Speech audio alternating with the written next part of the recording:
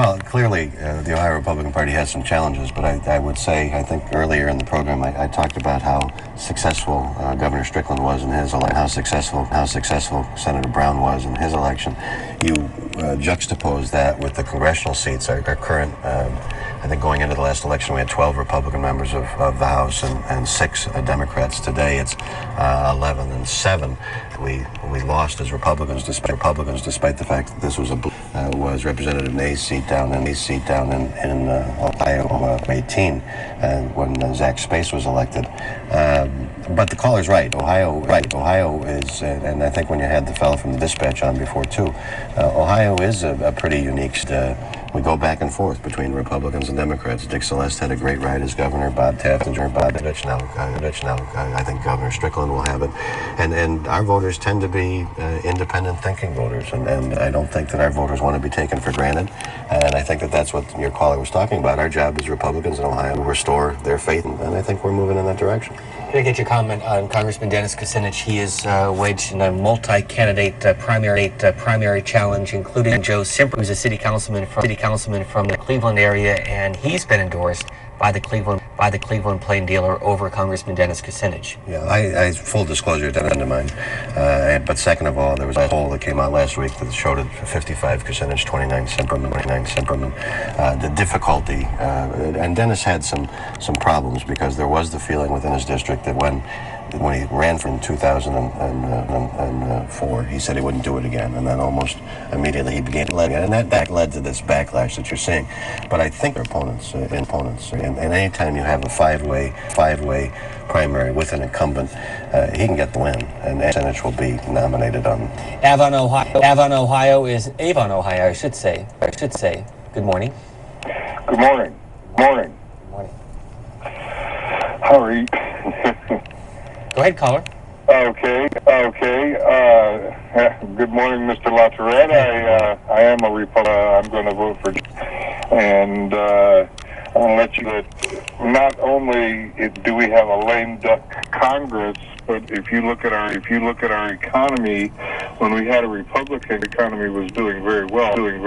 Now that we have this Democrat Congress, that all they can do is fight our Republican president. We have nothing getting accomplished. And I'm a veteran, not only that, but I'm 45 years old and now on Social Security due to a lot of injuries, due to hard work. There are jobs for people that just aren't willing to go out to do them, because they're a little bit of a pain of trying to work 1 or 2 jobs that work at all. I believe that we have jobs here in Ohio. I Chronicle Telegram and then the Plain Deal. What we forget is, if you look at the Clinton era, he inherited a good economy from President Reagan and President Bush. And once he signed a bunch of bills increasing our taxes, just as what this Democratic Congress wants to do to us. Thanks for the call. I think one of the defining points is going to come up in this election. The budget resolution by the new majority in 2007 does call for the expiration of what are called, sometimes my Democratic friends, tax cuts. They have to snarl and sort of raise a lip and call them the Bush tax cuts. What they are, however, are a reduction on everybody's income. They're a reduction rate on interest and dividend.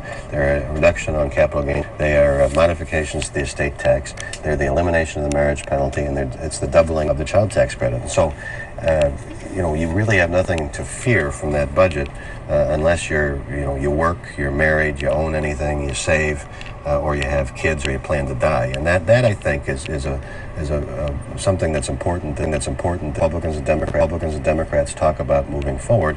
And I think that is a stronger message for the Republicans than it is for the Democrats.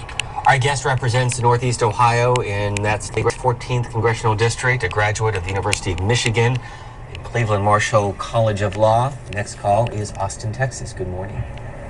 Hello, calling from Austin, Texas. Wanted to make comments, and I too am 45 years old.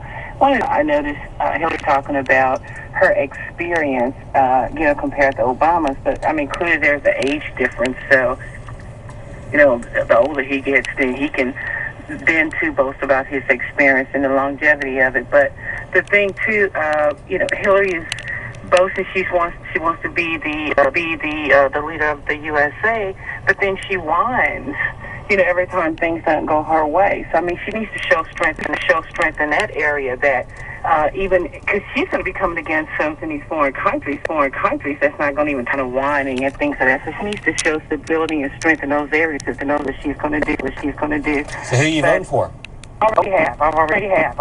We early voted, and so Bush didn't have all the experience when he went in, and like the previous guest, this gentleman you have on here now said, when you get in the White House, you're going to surround people who are going to help do this, because Bush would not have been able to accomplish anything had he not had a strong support system. Thank you. Well, I would go back. I think that helping the administration are very important, and it's not so. I think that it's person, be it Clinton, Obama, or McCain, that really makes a difference. I think you can. States been in the United States. That doesn't 40 years. That doesn't make you more qualified than somebody that's been there for 6 or 7. So, and again, where you. That's what I think. People are so tired. They're so back and forth. They want to know where you're going to take us. And when my child graduates from high school, is he or she going to have a job? That's what people want. That's the answer they want from these candidates, not who has more experience and who did what when they were in high school. One Republican candidate, Ron Paul, if he does not drop out of the race, and should he run? Well, my question is an independent. Do you think he'll endorse John McCain? I sit next to Representative Paul in his committee, and I complimented him when he raised $4 million in one weekend on the internet, and now I think he's up to like $19 million. He said, and I have to take him at his word, that he's not going to run as an independent. He's also indicated early, I don't know if he's made any additional observations, that he was not inclined to endorse the eventual Republican nominee. He may change. But you asked me about Congressman Kucinich. I just saw an article recently about Representative Paul being attacked in his congressional district for that primary, and he may be back in Texas now fighting off a primary challenge.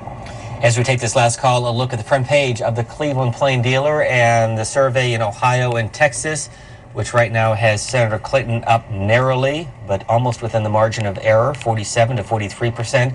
This is the Cleveland Plain Dealer, Fort Worth Star-Telegram, Texas. Dead even, a 1-point lead in the poll for Barack Obama, 46% to 45%. Delaware. Yes, good morning. I want to take on the issue of the flag. Does everybody know that there is a flag protocol? It's Section 8B under flag protocol. It actually is a desecration of the flag to wear it in.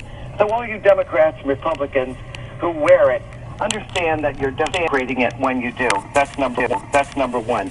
Number two, I'd like to ask this gentleman if the voting machines have been fixed, because I understand they're the same machines that gave us the dirty election back in 2000. Well, let me go back to your first point, though. How is wearing a flag on your lapel desecration of the American flag? Because if you read the flag protocol, in fact, George Bush and his wife were standing on the flag is not to be worn, eaten off of like paper plates and napkins. Look it up. It's 8B protocol. You can Google it on your computer. Okay. It's a violation of that protocol. Thanks for the call. I had not heard that before. Have you? I have heard that, but I was looking down, and I'm glad I don't have a flag pin on this morning. But relative to the other point, I don't know what the caller's talking about. I mean, the relative to the voting machines in Ohio and this conspiracy. If she's thinking that the 2004 election was stolen for President Bush in Ohio, that's baloney. And I can just tell you that we had a recount with those machines in my home county of Lake County. And the recount, not one vote changed with the new voting machines. And they're working. they're working fine. And as a matter of fact, all evidence that I've reviewed relative to elections is that the fraud is much higher in paper ballots than it is with these new machines. Steve LaTourette is in his 14th year in the U.S. House of Representatives from Ohio's 14th District. Thanks so much. Coming up later, if you have access to the New York Times, you might want to pick up the Sunday magazine, I should say. And the question is, should boys be taught separately? It's an article about the gender wars going to school, both public and private school. Private schools, we'll read you excerpts of it later, but in our 9:30 hour, we want to ask you that question, whether or not